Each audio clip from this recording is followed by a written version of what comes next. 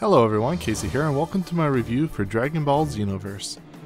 Dragon Ball XenoVerse is a high-octane fighting game developed by Dimps and published by Bandai-Namco Games. It was released in a stagger, meaning it was released on February 5th, 2015 in Japan, then released a couple weeks later on February 24th, 2015 in the United States. And then finally it was released on February 27th, 2015 for PC. Dragon Ball XenoVerse came as a bit of a surprise to me. You see, I pre-ordered the game, sure. I even looked into some gameplay footage here and there. I was mildly anticipating the game. I wasn't fanboying over it, and I wasn't losing any sleep counting the days until its release. I just knew it was coming, and went about my daily routine. When the game did launch, first of all, it felt a little bit sloppy. Since it told me I could preload the game onto my PC, I went ahead and did. And then just for fun, I tried to play the game afterwards, and it worked. A day before the official release. I thought that it was a little bit interesting. Anyways, back on topic. When the game did launch, I went ahead and started it up and played. I played, and played some more. And in a matter of what felt like 20 minutes or so, I had already sunk many hours into the game. Once I realized that, I understood why so many people were excited about this game. So to start things off, Trunks gathers all 7 Dragon Balls and wishes for a warrior to help him with the impending doom. Something is changing the course of history and is rewriting crucial events in the Dragon Ball lore. So Shenron brings Trunks a fighter worthy of this task. And here enters your created character. As far as customization goes, there is a decent selection, better than any previous DBZ games, but still I was slightly disappointed with the options. However, that doesn't mean that you can't make an awesome looking fighter. Your imagination may just be a little bit more restricted than you had originally hoped for. Regardless of the options, it took me a very long time deciding on my fighter. What race to choose? Out of Earthlings, Namek, Frieza race, Saiyan, and Majin. Finally, I settled on Majin, which is an odd choice considering that the Buu saga was my least favorite of them all. Once in the game, you'll... sorry. If you can get in the game. This is my first real complaint about this game, and I kind of hate putting this in my review since I'm hoping it'll be fixed very soon. But, for the time being, the servers on this game are a complete nightmare. Especially on PC. I've heard consoles have some issues too, but it seems like the PC is taking the cake this time around. Many times you'll find yourself just sitting and waiting for a very long time to try and get into the game itself. It'd be one thing if you could still play the single player without connecting to the servers, but no, even to play the single player you must be connected. However, I did find that putting Steam into offline mode works well for the game if you want to just focus on the story mode, but still, it's pretty frustrating having to do that. It was really upsetting to find these issues because my friends and I were excited beyond reason to hop in and do missions together, which might I add we still really haven't been able to do, because once you finally do connect, you can still very easily be disconnected from the servers, rendering the whole situation just annoying as hell. So, once in a game, you'll find yourself in a nicely laid out hub. From here, you can easily access any of the game modes, including the story mode, which by the way is single player only, parallel quests, which is where you and 2 friends can team up and embark on missions together, usually resulting in having to defeat one of the many Dragon Ball characters, and battles, where, you guessed it, you fight other players online.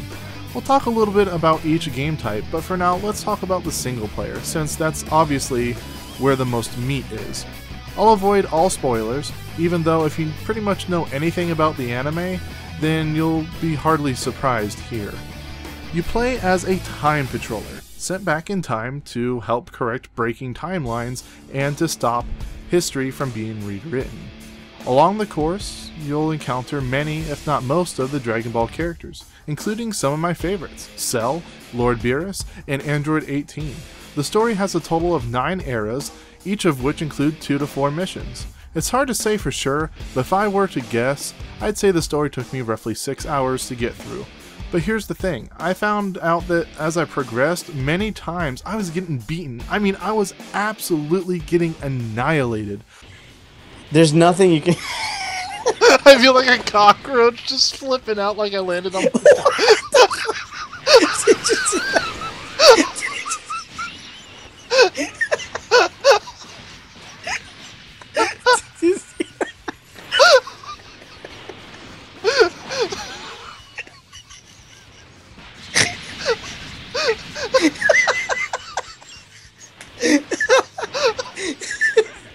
These guys are knocking you to other dimensions.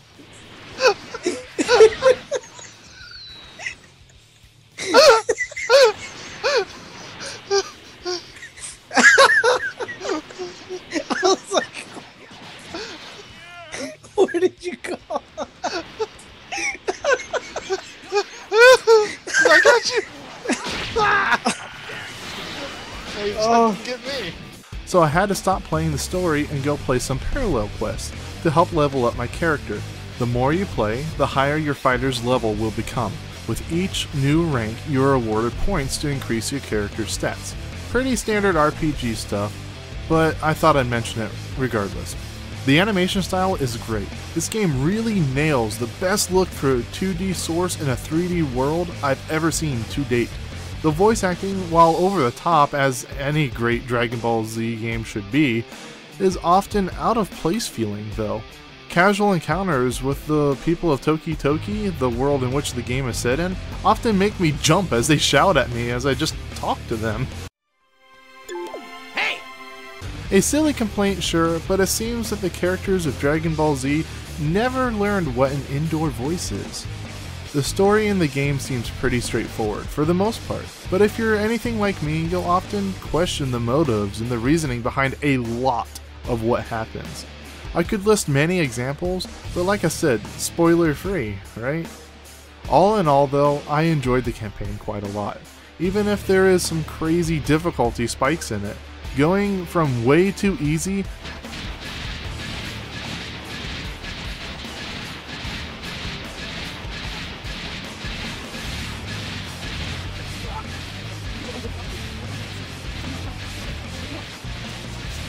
to damn, I am getting my ass kicked within 2 to 3 missions. Oddly enough, I found an encounter I had against Hercule of all people to be more difficult than the final boss of the entire game. So the difficulty never really feels right to me, but that could just be me, who knows.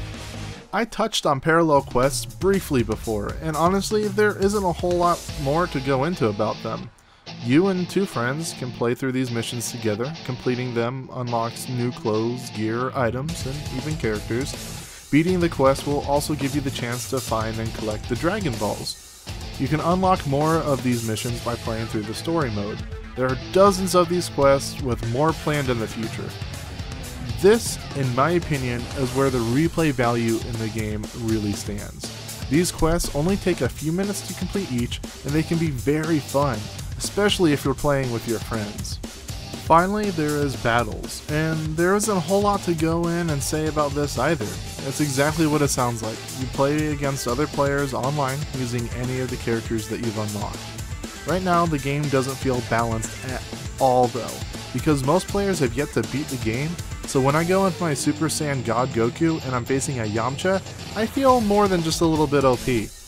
But in time, I'm sure that this will fix itself. Dragon Ball XenoVerse was a pleasant surprise for me. The controls are tight and fast, yet really easy to learn.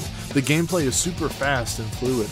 Trying to see just how powerful you can make your own fighter become can get quite addicting. The music, for the most part, is really good and energetic, fitting the mood of the game just about perfectly. The voice acting is nice, even if they constantly yell the whole time. Oh, and is it just me, or does Cell sound an awful lot like Plankton in this game? Of course. No training in the world is gonna garner you the power that I possess. Oh! It's evil. It's diabolical. It's lemon-scented. This Plan Z can't possibly fail! I've put many hours into this game already, and I feel like I've just scratched the surface.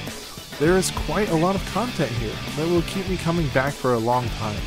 The game has very few issues, but the ones that it does currently have are pretty bad. Like I said before, the servers are atrocious, and I've had the game crash on me a handful of times now. Hopefully they will get this game patched up and working well very soon. Right now, I recommend this game to you if you think you can have the patience to deal with these issues. If not, then I suggest waiting until they fix it before purchasing it. Once the servers are fixed, then I would suggest this game to anyone that enjoys Dragon Ball Z or just a good fighting game in general. As of this moment, this game is seriously competing for the best game of 2015 in my opinion, and it's only March. Well, I hope you guys all enjoyed my review of Dragon Ball XenoVerse, and if you did, please click that thumbs up button and subscribe to stay up to date with our latest reviews and videos. Well, until next time, guys.